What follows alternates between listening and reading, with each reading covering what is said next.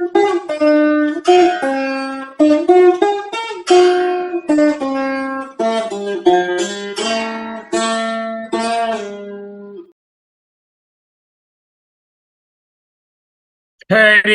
ओम् श्री गुरुभ्यो नमः।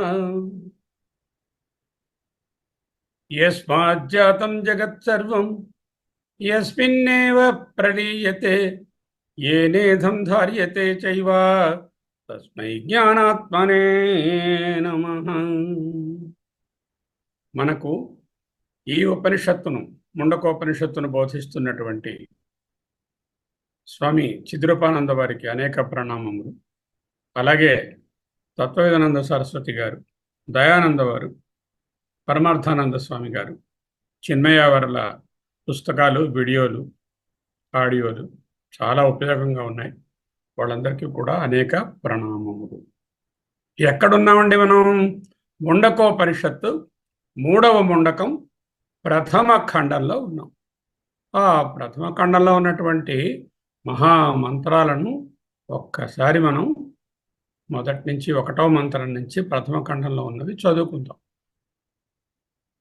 ద్వా సుపర్ణా సయుజా సఖాయ, ద్వా సుపర్ణా సయుజా సఖాయ, సమానం వృక్షం పరిషస్వజాతే, తయోరన్యః పిపలం స్వాదు అతి, అనశ్ననన్యో అభిచాకశీతి,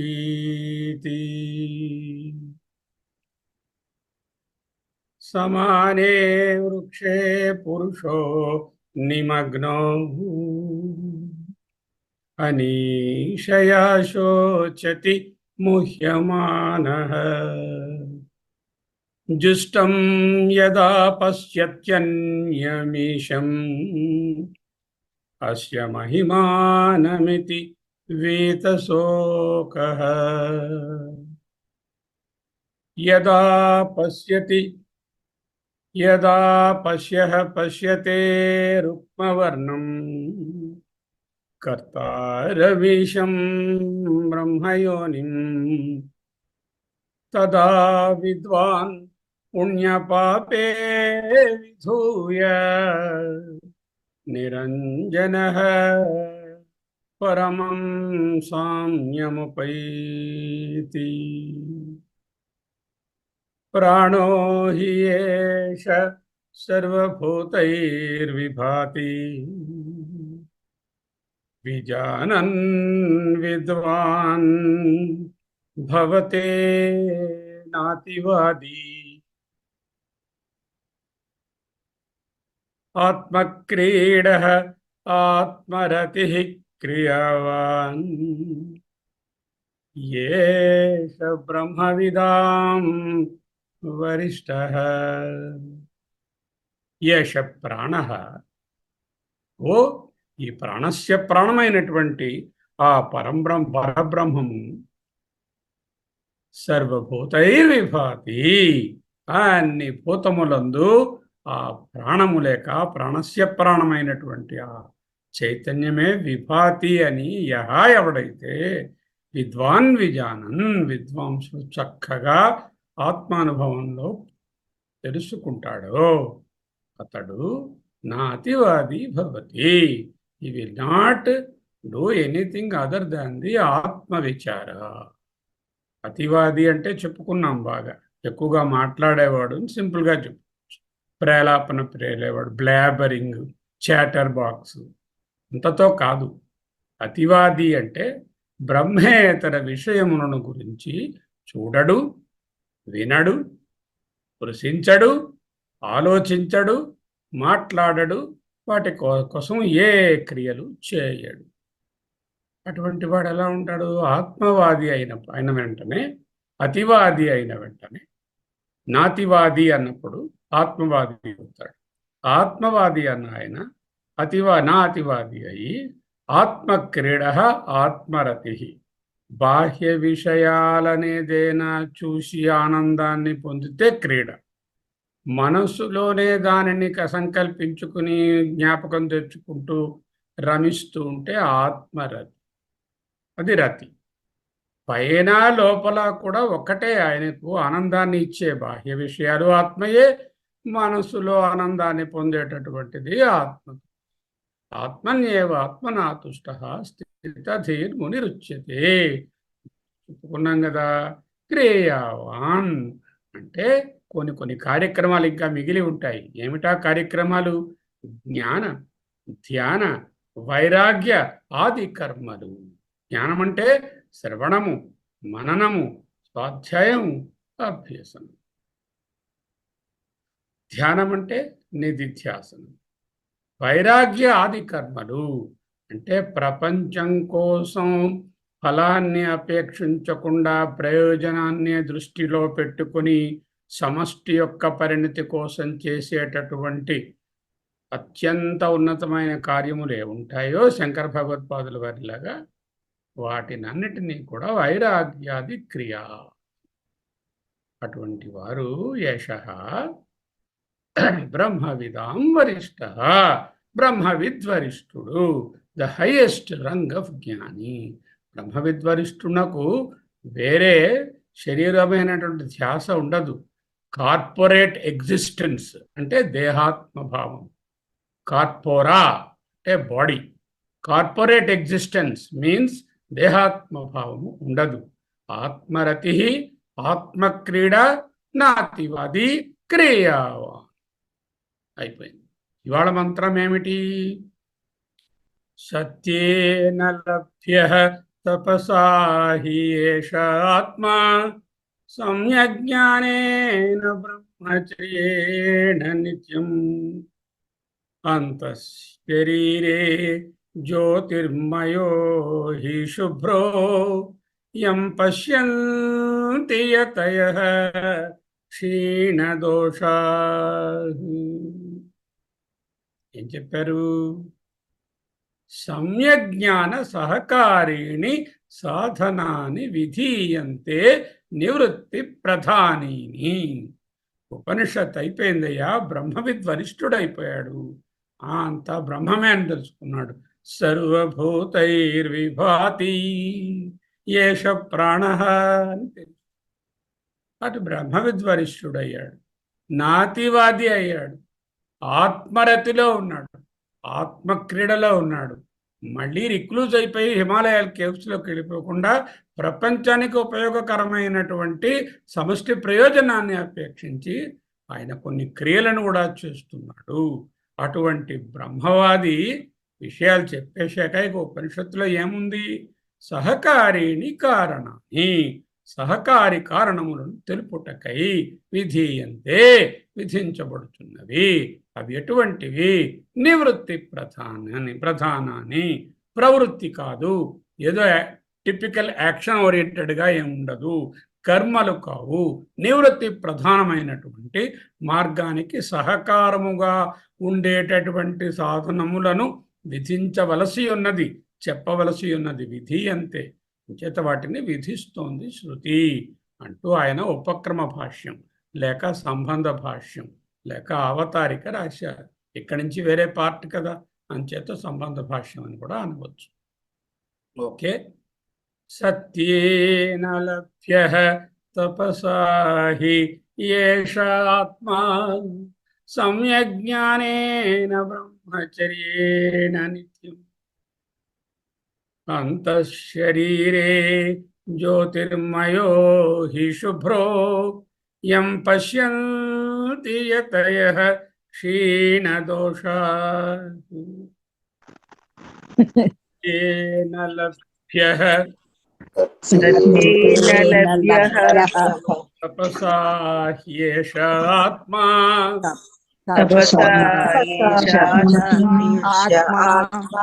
సమ్యజ్ఞానేన బ్రహ్మచర్యేణ నిత్యం.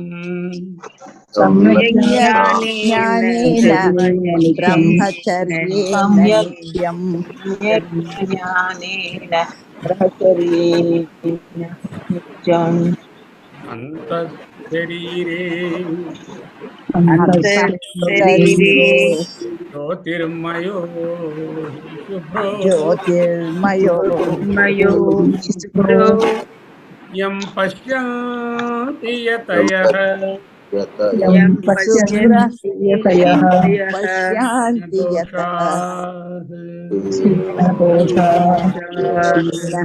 దోషః అంతఃశరీరే జ్యోతిర్మయో శుభ్రో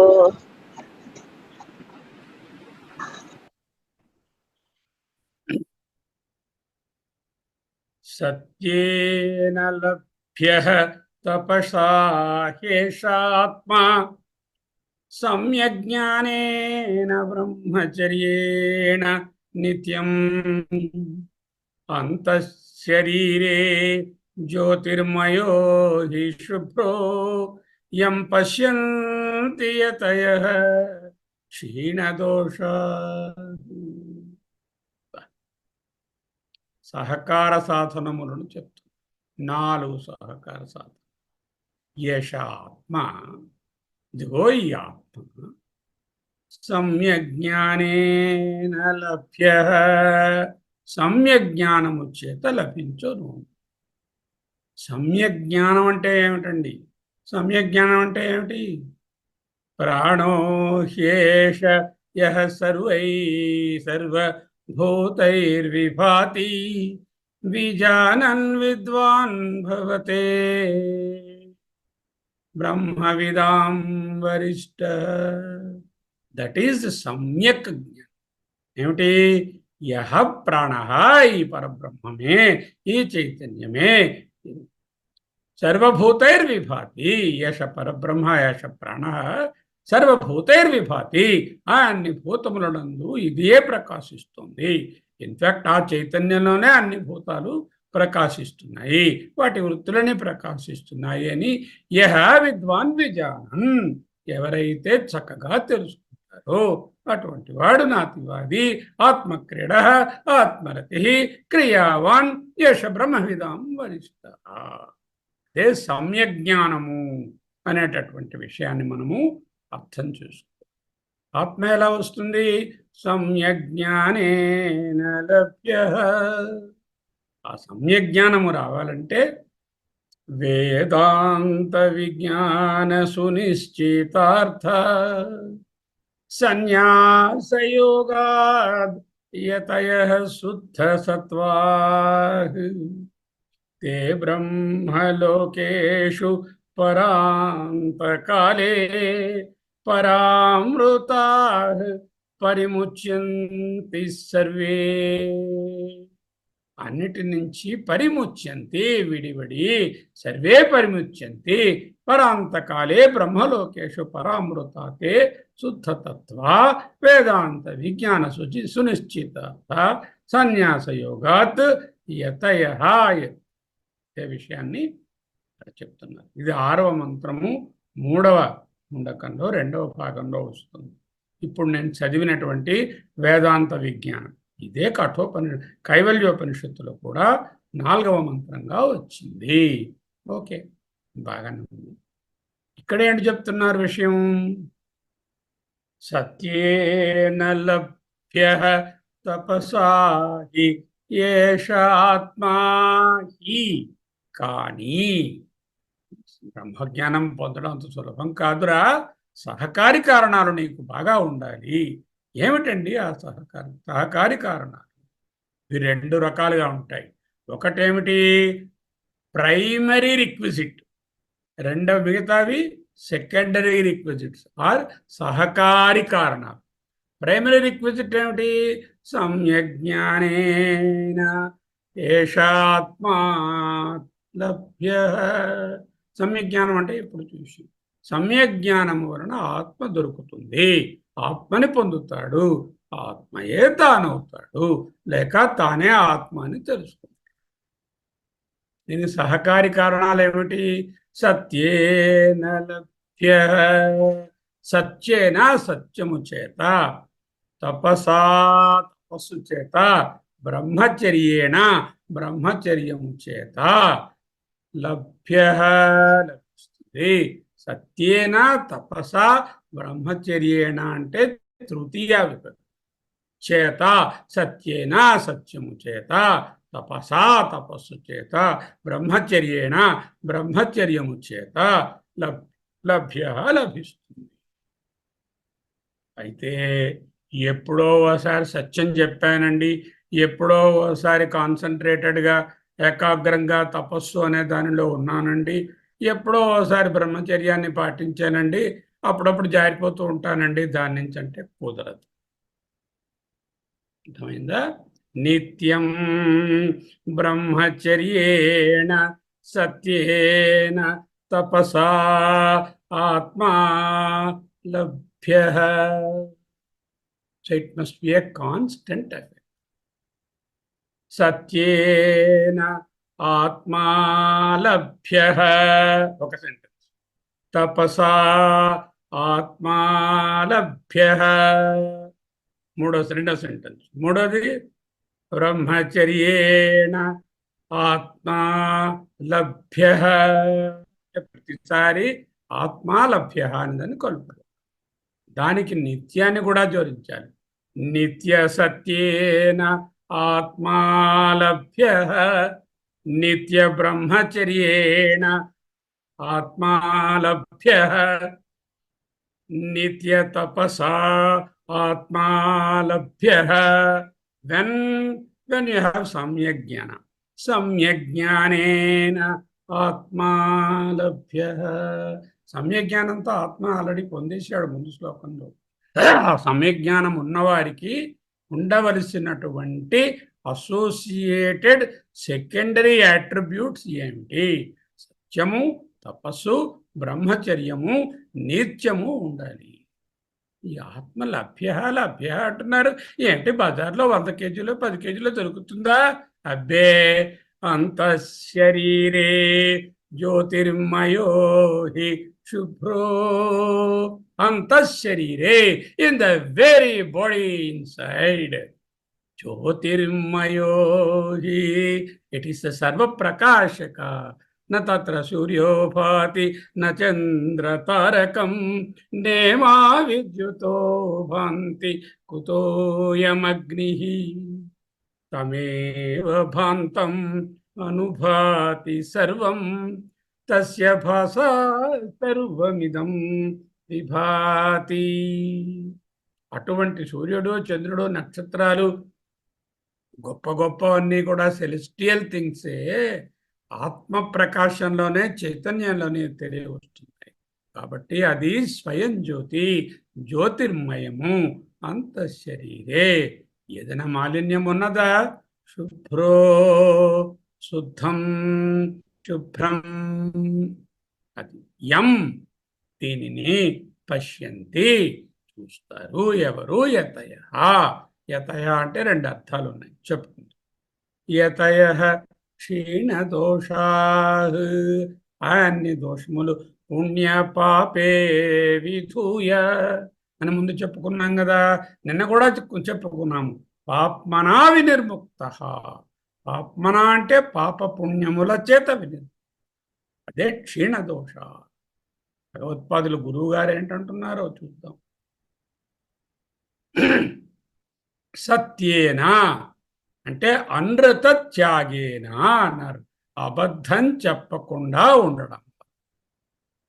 అన్నిసార్లు సత్యం చెప్పమని అర్థం కాదు.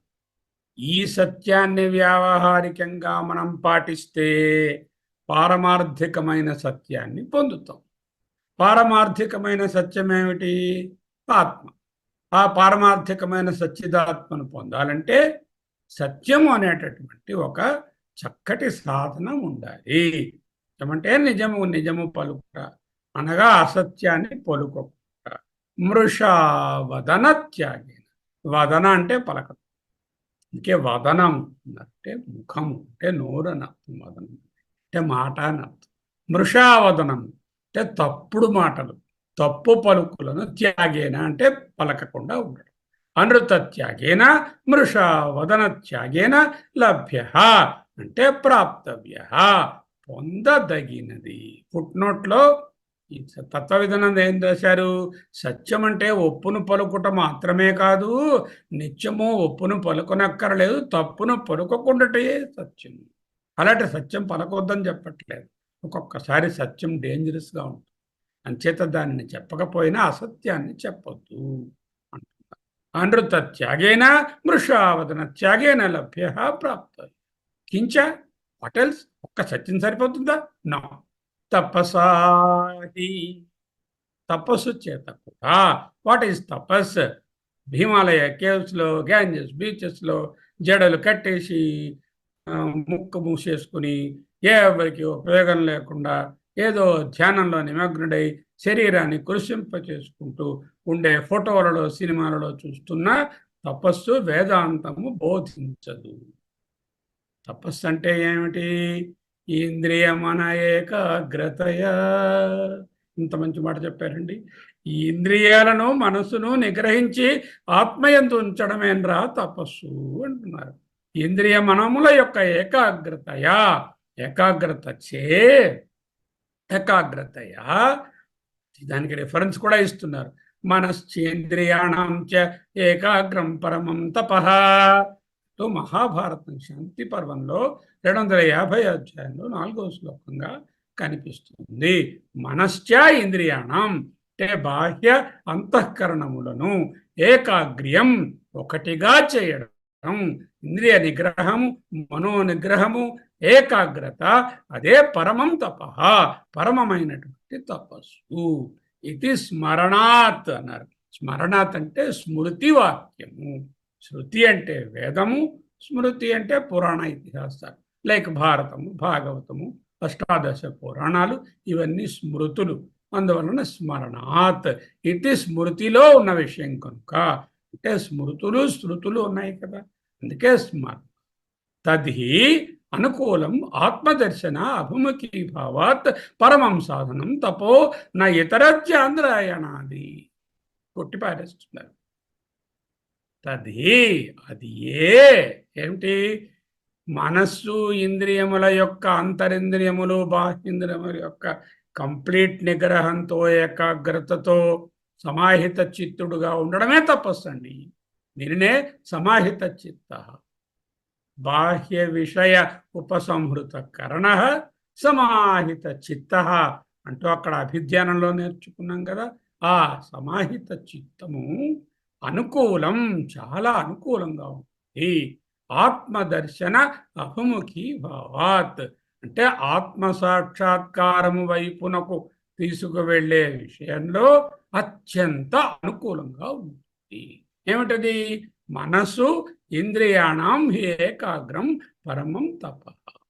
తపస్సు అంటే ఒక్కొక్క చోట ఒక్కొక్కలా ఉంటుంది. స్వాధ్యాయమే తపస్సు, తద్ధి తపః, తద్ధి తపః నాకో మౌద్గల్య అంటూ తైత్రీయంలో వచ్చాడు. తప ఆలోచనే. పరబ్రహ్మ లేక అదే హిరణ్య గర్భ బ్రహ్మ తపస్సు చేశాడు, బాగా ఆలోచించి ప్రపంచాన్ని సృష్టించాడు. తపస్సు అంటే విచారము, విచారం అంటే ఆత్మ విచారం.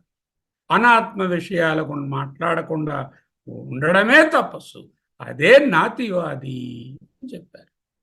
అంటే ఇంద్రియాలను, మనస్సును, అంతఃకరణాలను పూర్తిగా మన చేతిలో ఉంచుకొని ఏకాగ్రంగా ఉంచుకోవడమే పరమమైన తపస్సు. ఎందుకండి ఇది ఇంతలా దీన్ని చెప్తున్నారు? ఆత్మదర్శన అభిముఖీ భావాత్ అనుకూలం పరమం సాధనం. This is the best tool for you to look at the ఆత్మ డైరెక్ట్లీ. తప ఈస్ ది పరమం సాధనం. ఆత్మదర్శన అభిముఖీ భావాత్ అనుకూలం. ఏలననగా ఈ తపస్సే ఆత్మదర్శన అభిముఖీ భావాత్ ఆత్మదర్శనం వైపు నిన్ను త్రిప్పి చూపించడానికి పరమం సాధనం తప, అనుకూలం తప. నా ఇతరత్ చాంద్రాయణాది. తపస్సు అంటే ఏదో పూర్ణమాసములు, చాంద్రాయణ వ్రతాలు, మరో తపస్సులు ఏవో అనుకుంటారేమో అని. నా ఇతరత్ చాంద్రాయణాది.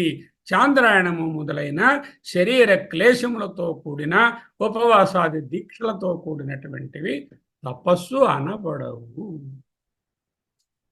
what else you require? He gives a very clear direction in which you have to concentrate when you say tapaha. The word tapaha ante idi artham. యాక్చువల్గా ది డిక్షనరీ మీనింగ్ తపహ అంటే తప్పించుకో, అంటే కాల్చుకోవడం, మార్చుకోవడం, ఒకరినొకడు కష్టపెట్టుకోవడం, అదే తపస్సు అని అందరూ మనం అనుకుంటాం. కానీ అది కాదు అని శాంతి పర్వం రిఫరెన్స్తో చెప్తుంది. ఆత్మ దేంతో జరుగుతుంది? ఆత్మాలభ్య సత్యేన తపసా ఉంటుంది, బ్రహ్మచర్యేణ సమ్యజ్ఞానేన 4 చెప్పారు. యశ ఆత్మ లభ్య ఇది అనుషంగ సర్వత్రా. అంటే సత్యం అన్న తర్వాత ఆత్మ లభ్య అని, అలాగేనేమో తపస్సు అన్న తర్వాత ఆత్మ లభ్య అని, బ్రహ్మచర్య అంటే ఆత్మ లభ్య అని అనుషంగం చేసుకో. అంటే ఆ సెంటెన్స్ని అలా రాసుకుని కంప్లీట్ చేయి. అనుషంగము అంటే దాని ప్రతి పర్యాయము దాన్ని మళ్ళీ మళ్ళీ అక్కడ వ్రాసుకొని చెప్పుకో. అంటే సత్యేన నిత్య సత్యేన ఆత్మా లభ్య, నిత్య తపసా ఆత్మా లభ్య, నిత్య బ్రహ్మచర్యేణ ఆత్మా లభ్య, సమ్యజ్ఞానేన ఆత్మా లభ్య. నా సమ్యజ్ఞానానికి నిత్యం యాడ్ చేయక్కర్లేదు. సమ్యజ్ఞానం అంటేనే నిత్యము ఆ దీంట్లో ఉండడం కాబట్టి. అనుషంగ సర్వత్రా యశ ఆత్మ లభ్య ఇది, ఈ ఆత్మ లభిస్తుంది అని సర్వత్రా అన్ని చోట్ల కూడా ఈ 3 విషయాల్లో కూడా అనుషంగ అనుసరించి చెప్పుకోయా. సమ్యజ్ఞానేన, సమ్యజ్ఞానం అంటే ఏమిటి? ప్రాణో హి ఏష సర్వభూతైర్విభాతి విజానన్ విద్వాన్ భవతే నాతివాది ఆత్మక్రీడః ఆత్మరతిః క్రియావాన్ యేషః బ్రహ్మవిదాం వరిష్ఠః. ఇదే సమ్యజ్ఞానం. యథాభూతాత్మదర్శనే. What is సమ్యజ్ఞాన? యథాభూతాత్మదర్శనే. ఏ విధముగానున్నదో ఆ స్వరూపంలోనే, అంటే కల్తీ లేకుండా చైతన్య రూపంగా ఉన్న ఆత్మను ఆత్మగా అన్ని భూతములలో దర్శించడమే సమ్యజ్ఞానము. బ్రహ్మచర్యేణ, బ్యూటిఫుల్ వర్డ్, మైథునా సమాచారేణ. మైథునము, మిథునము అంటే జంట, అంటే స్త్రీ పురుష సంబంధాన్ని అసమాచారేణ దూరంగా పెట్టడం. బ్రహ్మచర్యం అనేటటువంటిది most essential ingredient for any Sadhana. The grihastha has got a limited responsibility to step out of this brahmacharya and have మైథునాచరణ. మైథునాన్ని పాటించడానికి కొన్ని రూల్స్ పెట్టారు. ఏమిటి?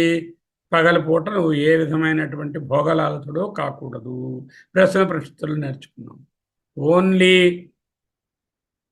ప్రజనం కోసమే బ్రహ్మచర్యాన్ని కొంచెం దాటి మైథునాన్ని పాటించాలి.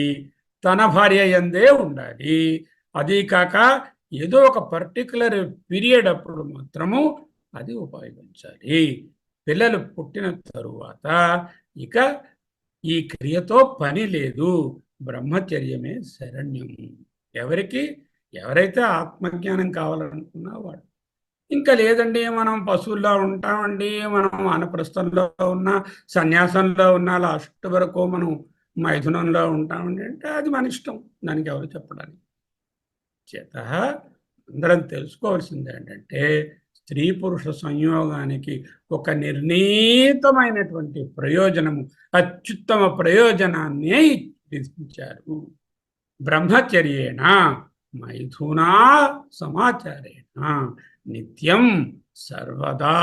ఎప్పుడో ఒకసారి బ్రహ్మచర్యాన్ని పాటించానంటే వారం రోజులు మా ఆవిడ ఊళ్ళో లేరంటే నేను బ్రహ్మచర్యాన్ని పాటించే క్వశ్చన్ లేదు. ఓకే, బ్రహ్మచర్యము అంటే నిత్యం, అంటే సర్వదా, ఎప్పుడు ఎల్లప్పుడూ. Except for a little exception for ప్రోజని. ఆ ప్రజననము ప్రోజని రెండు ఒకలాగే ఉన్నాయి చూడండి.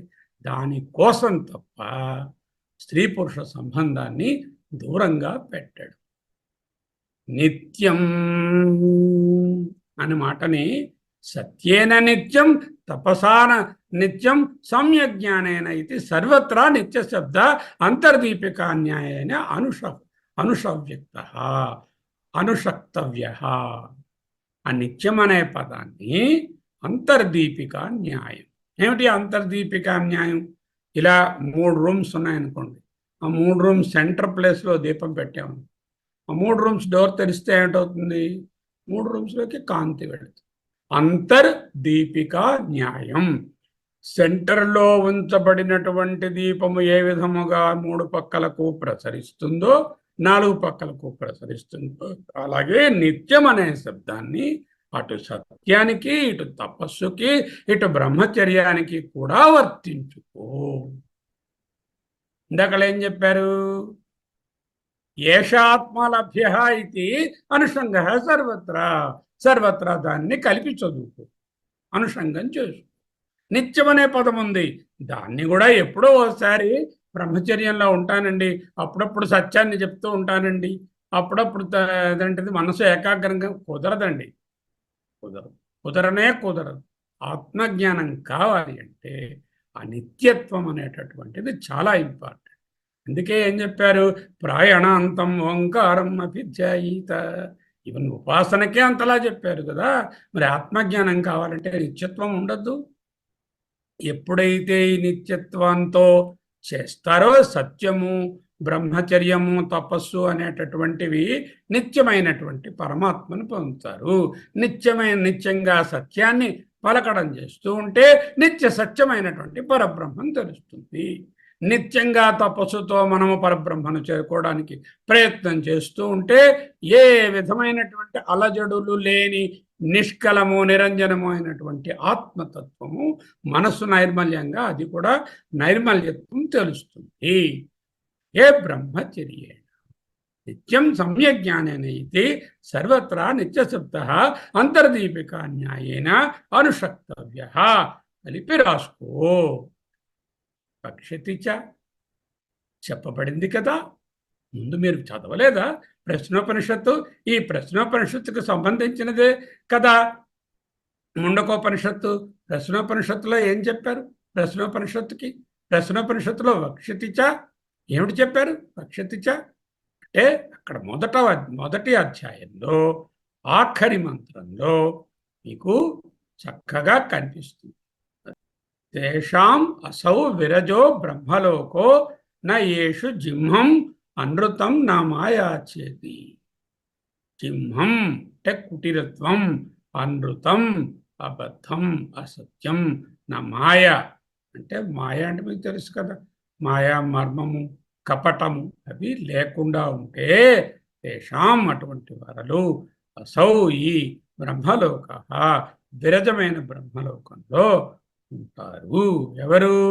జిహ్మం అనృతం నా మాయాచేతి 1:16లో చెప్పబడి. వక్షితిచ నయేషు జిహ్మం అనృతం నా మాయాచ ప్రశ్నోపనిషత్ 116 మనం చదువుకున్నాం కదా ఆ విషయం. గడప మధ్య పెట్టినటువంటి దీపము దేహళీ దీప న్యాయం అంటారు. అంటే గడప ఉంది, ఇటువంటి ఈ రూము ఆ రూము, మధ్యలో గడప మీద దీపం పెడితే అటుపక్క ఇటుపక్క 2 పక్కల ఒక పదాన్ని మధ్యన పెట్టి ఇటు అటు 2 పదాలు వేస్తే ఈ పదం ఏంటంటే మధ్యలో ఉన్నది అటు చూస్తుంది, ఇటు చూస్తుంది. దానికి అన్వయించుకోవచ్చు, దీనికి అన్వయించు. 2 ఉంటే అంతర్దీపికా న్యాయం అంటే 3, 4 పదాలు ఉంటే ఒక ముఖ్యమైన పదాన్ని వేస్తే ఈ పదాన్ని అన్నిటికీ కలిపి చదువుకోవడాన్ని అంతర్దీపికా న్యాయం. ఇక్కడ ఏంటి పదాలు ఉన్నాయి? సత్యం ఉన్నది, తపస్సు ఉన్నది, బ్రహ్మచర్యం. అంచేత నిత్య అనేదాన్ని వీటన్నిటికీ కలుపు అన్నారు. ఇంకా ఏంటంటున్నారు?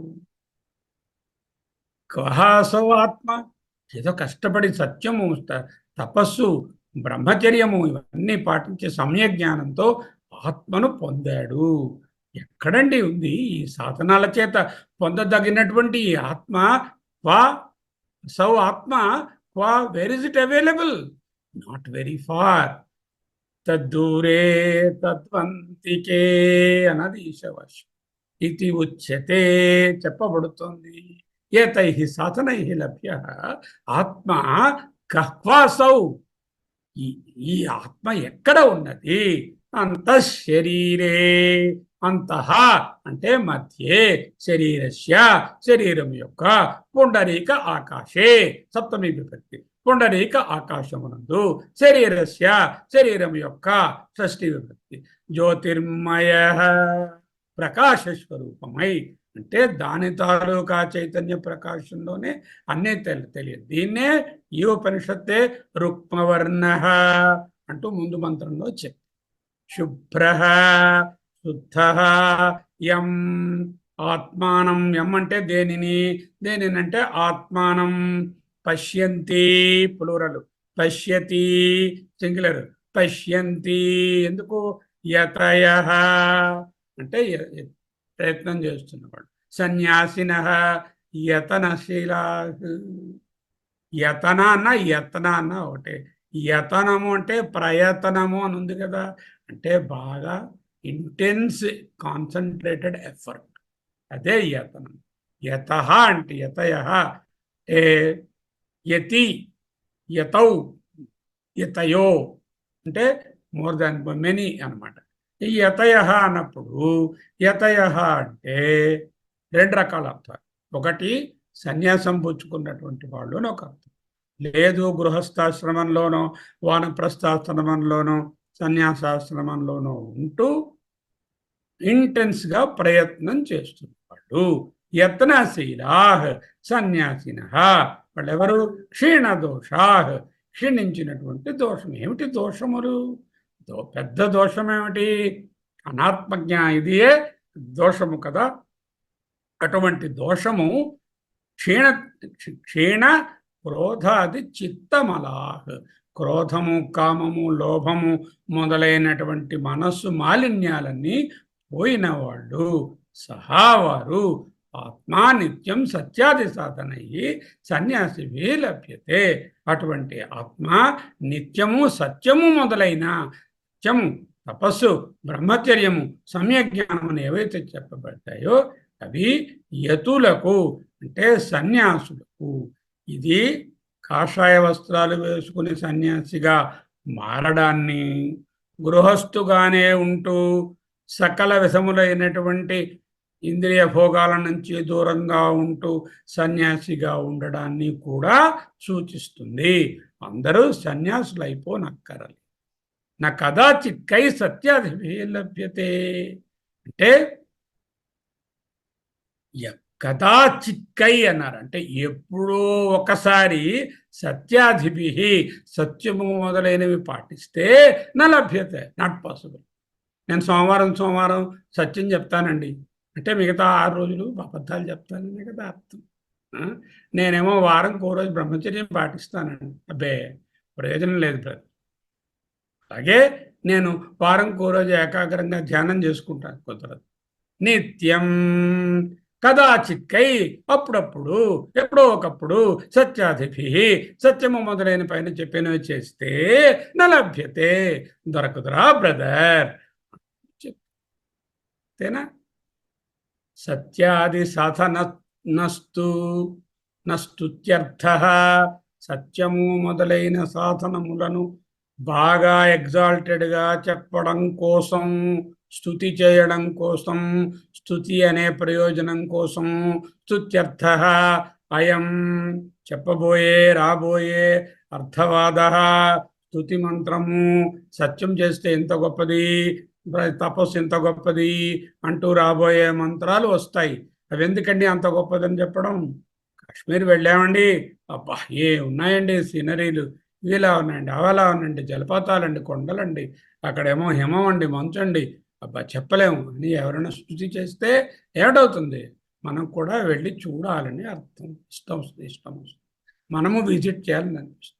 అక్కడికి వెళ్ళామండి, రమణమూర్తి గారు ఊరు, అక్కడ అంబోధాలను తీసుకెళ్లారండి, ఏం జలపాతం అండి, ఏమి శివుడు కోవిలండి, అక్కడ ఇలా మనస్సు హాయిగా ఉంది, గాలి వేస్తుంది, బ్రేక్ఫాస్ట్ తిన్నాం అంటే మీరు కూడా అంబోధ అలా వెళ్ళాలి అని కోరిక వస్తుంది. అంటే అర్థవాదము స్తుతి చేయడం ఎందుకంటే దాని మీద ఇంటెన్స్ ఉత్సాహం కలుగుతుందనేటటువంటిదే తాత్పర్యం. సత్యాది సాధన స్తుత్యర్థ అయం అర్థవాద. చెప్పబోయే రెండు మంత్రాలు సత్యము మొదలైన సాధనములను బాగా హెచ్చు చేసి బాగా గొప్పగా చెప్పడం. ఎందుకు చెప్పడం? అందుకే వాటిని చేస్తారు, వాటి మీద ఉత్సాహాన్ని చూపిస్తారు అని చెప్పడం. మళ్ళీ ఈ మంత్రం దగ్గరికి వద్దాం. వచ్చేసి ఇంకొక విశేష అంశాలు ఏమైనా ఉంటే తెలుసుకుని ఆపేసుకుంటాం. సత్యేన లభ్య తపసా హ్యేష ఆత్మా సమ్యజ్ఞానేన బ్రహ్మచర్యేణ నిత్యం అంతఃశరీరే జ్యోతిర్మయో హి శుభ్రో యం పశ్యంతి యతయః క్షీణదోషాః. నిత్యం సత్యేన ఆత్మా లభ్యః నిత్యతపసా హి ఆత్మలభ్యః నిత్యబ్రహ్మచర్యేణ హి ఏష ఆత్మా లభ్యః సమ్యజ్ఞానేన ఆత్మా ఏష ఆత్మా లభ్యః. Where is that? Not Kailasa or Vaikuntha or Shaktiloka or Goloka. అంతఃశరీరే జ్యోతిర్మయో హి శుభ్రో యం ఆత్మను యతయః పశ్యంతి. ప్రయత్నం చేసిన వాళ్ళు అందరూ తెలుసుకోవచ్చు. ఆ యతులు అంటే ఏమిటి? ఇవన్నీ కలిగిన వాళ్ళు.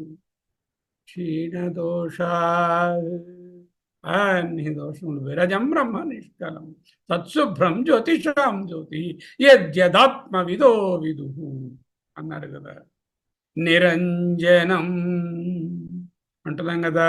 క్షీణదోష విరజం బ్రహ్మ నిష్కలం, అటువంటి దానిని పొందుతారు చెప్పారు.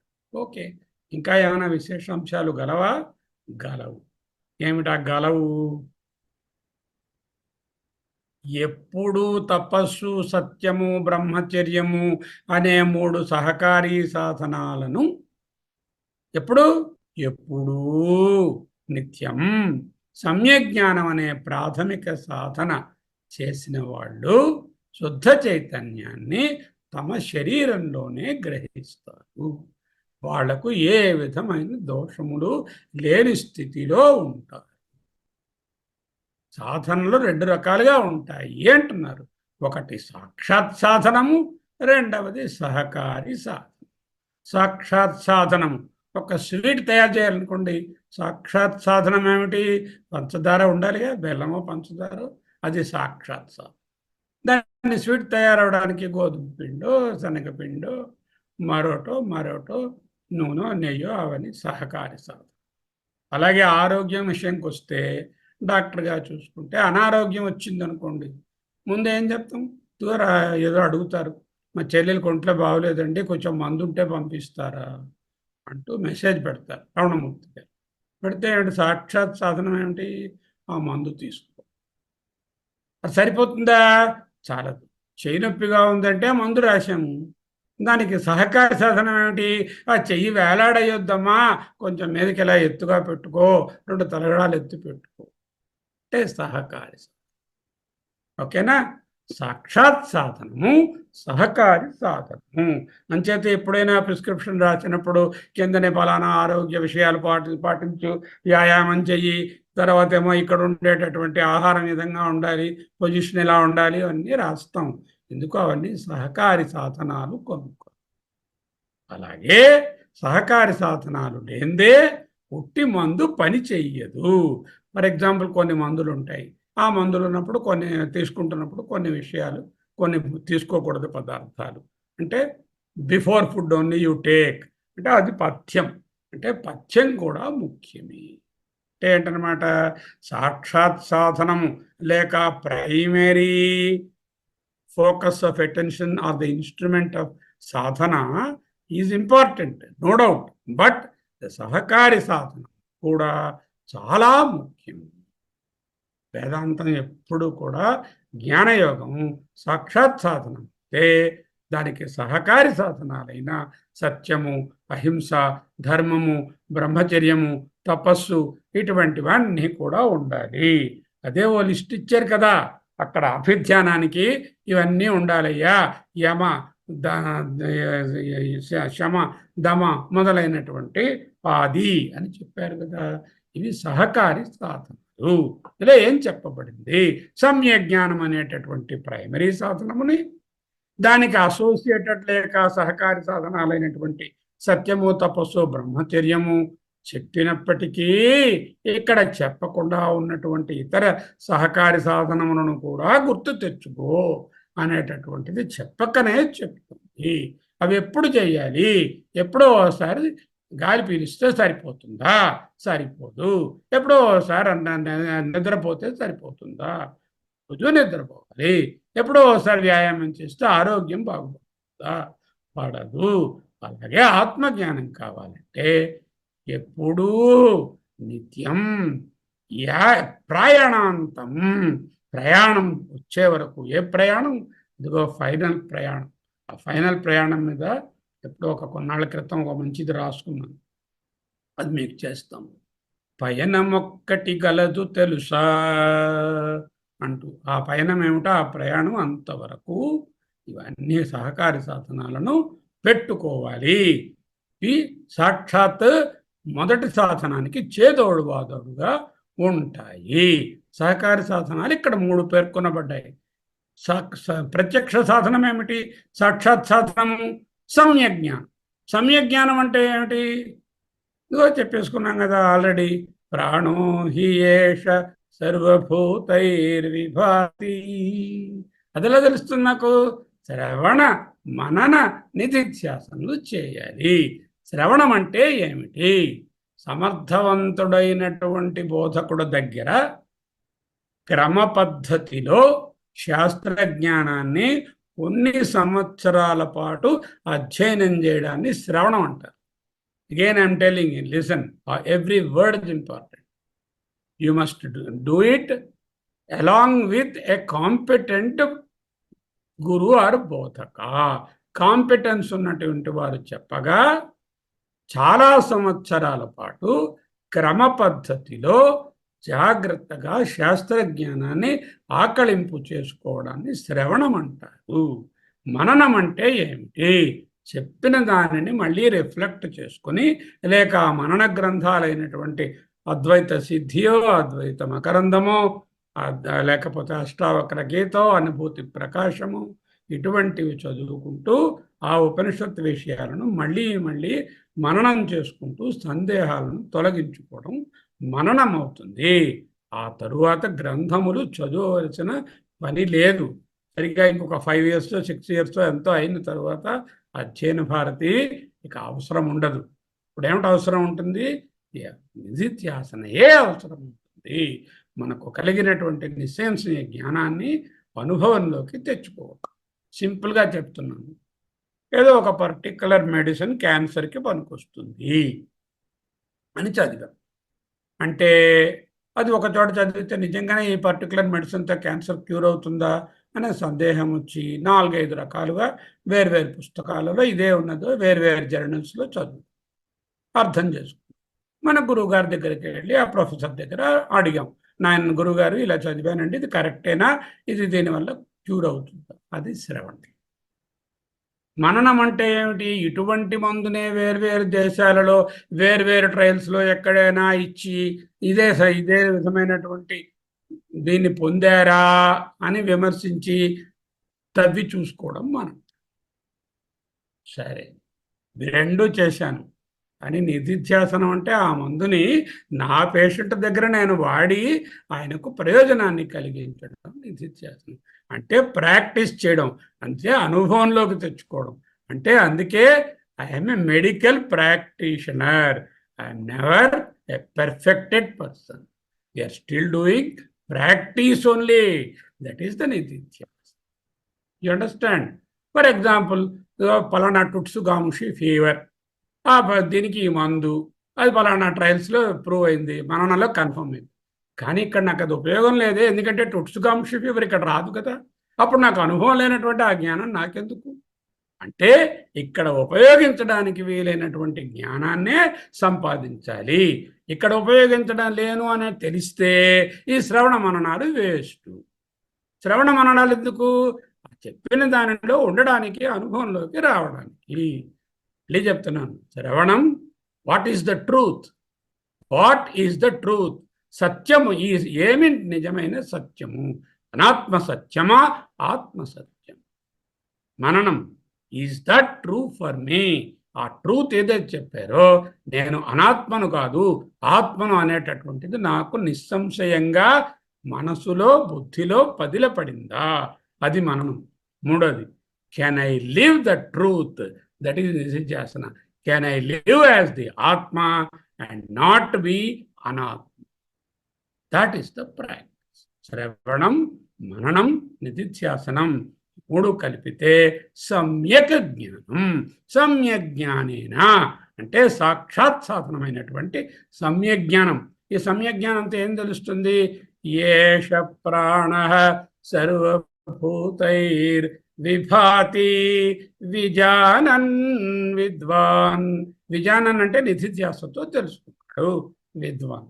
ఇప్పుడు ఏమిటయ్యాడు? నాతివాదీ భవతి ఆత్మరతి ఆత్మక్రీడా క్రియావాన్ ఏషః బ్రహ్మవిదాం వరిష్ఠః. అయితే అబద్ధం చెప్పొద్దు అన్నారు ఆయన. ఏమిటి చెప్పారు? మృషా వదన త్యాగేన. మృషా వదనం అంటే అబద్ధం చెప్పడాన్ని మానేయండి. ఇలా రాయడం. అబద్ధం చెప్పకుండా లౌకికంగా ప్రవర్తిస్తున్నంతసేపు అబద్ధం ఎక్కడో చోట అడవలసే వస్తుంది. అంచేత లౌకిక వ్యవహారాలలో దూరకుండా వీలైనంత వరకు పైన ఉంటే అబద్ధం చెప్పే అవకాశం రాదు. అబద్ధం నుంచి తప్పించుకోవచ్చు. ఒక లిస్టు తయారు చేసుకోవాలి. మనం ఏ ఏ విషయాలలో అబద్ధాలు ఆడుతున్నాం తెలుసుకుని మనమే, ఇదిగో రవి ప్రకాష్ గారి అబద్ధాలు చెప్పారు, నాకక్కర్లా, నేనేం అబద్ధాలు చెప్తున్నానో అవి నేను లిస్టు రాదు. ఈ లిస్టును రెండు కింద divide. Those which can be avoided definitely, those which require a lot of effort to avoid. అంటే ఎంతో ప్రయత్నం ఉంటే కానీ తప్పించుకోలేనటువంటి అబద్ధాలు, ఏ ప్రయత్నం లేకుండా ఈజీగా ఈ అబద్ధాలు మనం ఆడక్కర్లేదు అనే లిస్టు తెచ్చుకో. ఈ లిస్టు తయారు చేసుకుని ఎప్పుడైనా అబద్ధం ఆడడం సంభవిస్తే దానికి ప్రాయశ్చిత్తంగా మనస్సు మళ్ళీ కుదుటపడడానికి ఏదో ఒక మంత్రాన్నో, ఓంకారాన్నో, హ్రీంకారాన్నో ఏదో ఒక తీసుకుని 108 సార్లు జపం చేయడం. లేకపోతే చదువుకున్నటువంటి ఉపనిషత్తును జాగ్రత్తగా మొత్తం ఈశావాస్యాన్నో, కేననో, కఠనో ఒకసారి పఠనం చేసి ఒక చక్కని దాన్ని ఏంటంటాం, ఈ విధంగానేమో నిమగ్నమై చదువుకోవడం. చదివితే ఆ అబద్ధం చేసినటువంటి ఎఫెక్ట్ మనసు నుంచి కొంచెం తొలగుతుంది. ఇలా కొంతసేపు కొన్నాళ్ళు చేయగా అబద్ధం నిజంగా ఆడవలసినటువంటి పట్టికలో ఉండవు. అవన్నీ కూడా అవాయిడబుల్ అబద్ధాల్లోకి వెళ్ళిపోతాయి. అప్పుడు అబద్ధం ఆడవలసిన అవసరం ఉండదు. లౌకికంగా ప్రవర్తిస్తే ఏదో ఒక అనృతం చెప్పవలసిన అవసరం రావచ్చు. అంచేత లౌకికం నుంచి దూరంగా వెళ్ళండి. తపస్సుకి అనేక అర్థాలు ఉన్నాయి. ప్రతి ఆధ్యాత్మిక నియమం కూడా తపస్సునే చెప్పబడుతుంది. మనం చదువుకోబోతున్నాం మహానారాయణ ఉపనిషత్తులు. శ్రుతం తపః, సత్యం తపః, శ్రుతం తపః, శాంతం తపః, దమస్తపః, శమస్తపః, తపోదానం తపోయజ్ఞం, తపోభూర్భువస్సువ బ్రహ్మై తదుపాస్యై తప్పః. అంటే ప్రతి ఆధ్యాత్మిక నియమము, సాధన కూడా తపస్సు కిందే వస్తుంది. ఇంతకుముందు మనం డిస్క్రైబ్ చేసుకున్న రిక్లూజివ్ లైఫ్ తపస్సు కాదు. ఓకే, బ్రహ్మచర్యం అంటే ఒక హయ్యెస్ట్ మోరల్ వాల్యూ. బ్రహ్మచర్యం అనేది అంటే బ్రహ్మచర్యం అనే దాని గురించి చాలా డీటెయిల్డ్గా మనము ప్రశ్నోపనిషత్తులో చెప్పుకున్నాం. అది ఋతుకాలమున ఆత్మసతియందరతి సల్పు నాతడు సద్బ్రహ్మచారి. ఋతుకాలమున ఆత్మసతియందరతి సల్పు నాతడు సదా బ్రహ్మచారి. సరే, ప్రజననం కోసం మాత్రమే ఒక లిమిటెడ్ పీరియడ్ ఆఫ్ లైఫ్లో పిల్లలు పుట్టే వరకు ఒకటో రెండో ఏదైతే మైథునం ఉంటుందో అదే అలౌడ్. మిగతా టైం అంతా జీవితము బ్రహ్మచర్యము అని అర్థం. సత్యము, తపస్సు, బ్రహ్మచర్యం అనే మాటలకు నిత్యం అనే పదాన్ని కలుపుకోమన్నారు గురువు గారు. ఈ మూడు సహకారి సాధనాలు మెడిసిన్కి పథ్యము, వ్యాయామము ఎలాంటివో ప్రాథమిక సాధన అయినటువంటి సమ్యజ్ఞానానికి అంటే శ్రవణమనన నిధిధ్యాసనకు సహకారి సాధనాలు. ఎన్నాళ్ళు చెయ్యాలి? Not a question at all. Every day, every moment, every time నిత్యం చేయాలి అనేటట్టు ప్రతిదానికి కలుపుకోవాలి. ఏమిటి కలుపుకోవాలి? సత్యము వలన నాకు బ్రహ్మ లభించు, ఆత్మ లభించును. బ్రహ్మచర్యము వలననే ఆత్మ లభించును. అలాగే తపస్సు వలననే ఆత్మ లభించును. ఎట్టి తపస్సు? నిత్య తపస్సు, నిత్య సత్యం, నిత్య బ్రహ్మచర్యం. యశ ఆత్మ లభ్య. యశ ఆత్మ అంటే ఒక్కటే, అక్కడ మీదట ఏకాత్మయే లభ్యమవుతుంది. దీనినే ఏకాత్మ విజ్ఞానము. నిన్న చదువుకున్నాం ఏకజీవవాదన అని. ఇది ఏకాత్మ జ్ఞానము లేక ఏకాత్మ విజ్ఞానము. ఆత్మ ఏకాత్మ అన్నప్పుడు అది ఎవరై ఉంటారు? నేనే అయి ఉంటాను. అంటే మయ్యేవ సకలం జాతం మై సర్వం ప్రతిష్ఠితం మయ్యేవ లయం యాతి యద్బ్రహ్మ తదస్మ్యహం. ఆ బ్రహ్మను నేనే అని చెప్పగలిసినటువంటి స్థితి. యం పశ్యంతి యతయః క్షీణదోషాః. యతయః అంటే రెండు చెప్పుకున్నాం కదా, సన్యాసి అవ్వచ్చు, లేకపోతే సన్యాసిలా జీవిస్తున్నటువంటి గృహస్థుడు కూడా అవ్వచ్చు. క్షీణదోషాః అంటే పాప ప్రతిబంధకాలన్నీ తగ్గిపోతాయి. అటువంటి వాళ్ళు ఎలక్షన్లో పోటీ చేసి నెగ్గలేకపోవచ్చు, టాటా బిర్లాలలాగే ఎక్కువ డబ్బు సంపాదించలేకపోవచ్చు, లౌకికంగా ఔన్నత్యాన్ని పొందలేకపోవచ్చు, కానీ ఆధ్యాత్మికంగా అత్యున్నతంగా ఎదుగుతారు. ఇవన్నీ కూడా శ్రవణమన నిధిధ్యాసలు లేనిదే పుట్టిలేని సత్యం చెప్పడము, బ్రహ్మచర్యము, తపస్సు పనికిరావు. వాటి వలన ఉపయోగం ఉండదు. అవి సహకారి సాధనాలు మాత్రమే. వాళ్ళు ఏం చేస్తారు? పశ్యంతి, గ్రహిస్తారు. దేన్ని గ్రహిస్తారు? యం పశ్యంతి యతయః క్షీణదోషాః. యం దేనిని? ఏకాత్మను. ఎటువంటి ఏకాత్మను?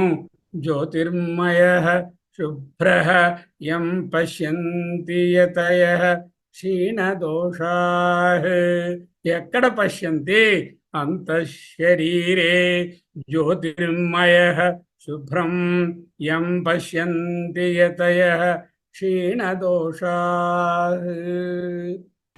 తత్యేన లభ్యస్తపసా హ్యేషాత్మా సమ్యజ్ఞానేన బ్రహ్మచర్యేణ నిత్యం. అంతఃశరీరే జ్యోతిర్మయో హి శుభ్రో యం పశ్యంతి యతయః క్షీణదోషాః. సత్యేన లభ్యః సత్యేన లభ్యః తపసా హ్యేషాత్మా ఆత్మా సమ్యజ్ఞానేన సమ్యజ్ఞానేన బ్రహ్మచర్యేణ నిత్యం. బ్రహ్మచర్యేణ నిత్యం. అంతఃశరీరే జ్యోతిర్మయో హి శుభ్రో జ్యోతిర్మయో హి శుభ్ర యం పశ్యంతి యతయః యం పశ్యంతి యతయః దోషాః. क्षीणदोषाः